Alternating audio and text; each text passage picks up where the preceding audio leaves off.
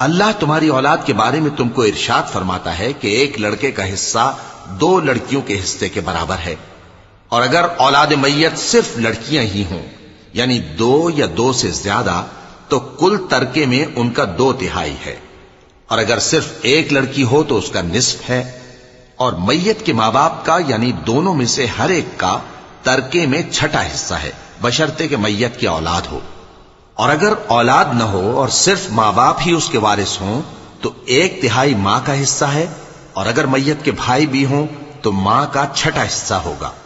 اور یہ تقسیم ترکہ میت کی وصیت کی تعمیل کے بعد جو اس نے کی ہو یا قرض کے ادا ہونے کے بعد جو اس کے ذمے ہو عمل میں آئے گی۔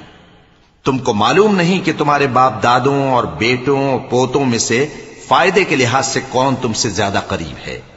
یہ حصے اللہ کے مقرر کیے ہوئے ہیں اور اللہ سب کچھ